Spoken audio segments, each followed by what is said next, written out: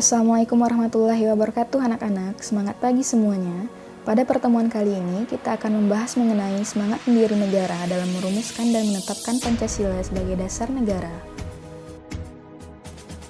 Sebelum lanjut, silahkan tekan tombol like, subscribe, dan lonceng notifikasi agar menambah semangat kita dalam membahas tentang Pancasila. Pada pertemuan sebelumnya, kita telah membahas terkait perumusan dan penetapan Pancasila sebagai dasar negara. Para pendiri negara telah banyak mengorbankan waktu, tenaga, dan buah pikirannya agar secepatnya menyatakan kemerdekaan negara kesatuan Republik Indonesia dengan dasar yang kokoh agar Indonesia tetap berdiri di atas kemajemukan yang ada pada bangsa ini.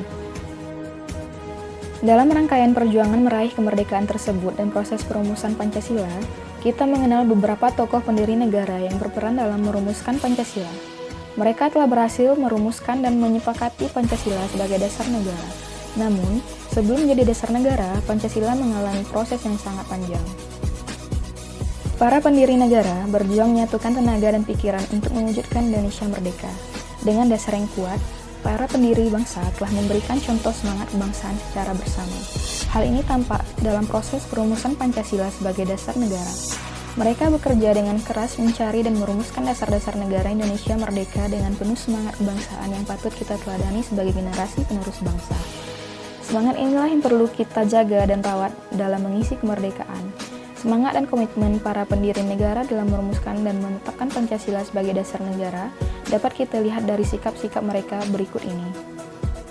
Yang pertama, yaitu sikap mengutamakan musyawarah, di mana bahwa dalam menyelesaikan masalah, mereka selalu menyelesaikannya dengan cara musyawarah.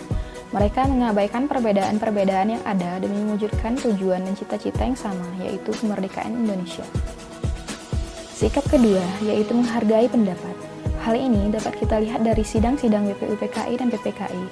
Usulan-usulan dalam setiap persidangan sering menemui perbedaan karena memang bangsa kita begitu beraneka ragam. Akan tetapi, perbedaan tidak boleh menghalangi kebersamaan. Mereka melihat perbedaan dari sudut pandang keindahan, sehingga mereka harus saling memberi, menerima, dan membuat kesepakatan bersama.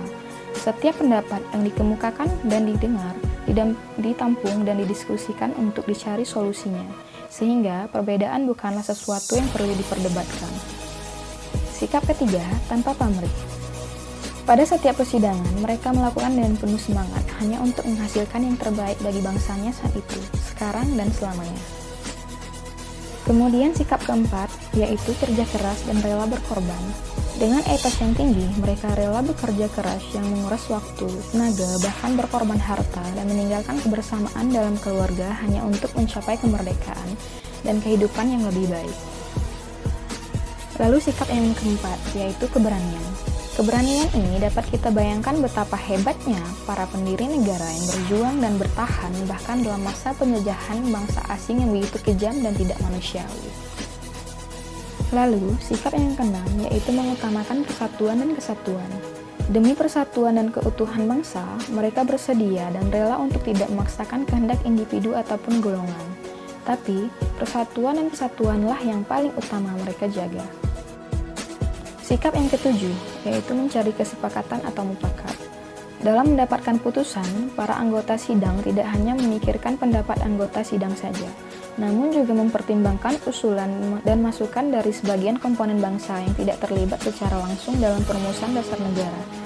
Sebagai contoh adalah perubahan bunyi dalam kalimat sila pertama, di mana usulan tersebut disepakati walaupun bukan usulan dari mereka yang terlibat langsung. Kemudian yang terakhir yaitu sikap menghindari kekerasan.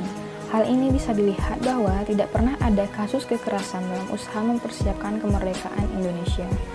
Itulah tadi beberapa sikap dan komitmen yang harus kita teladani dari para pendiri bangsa dan negara kita.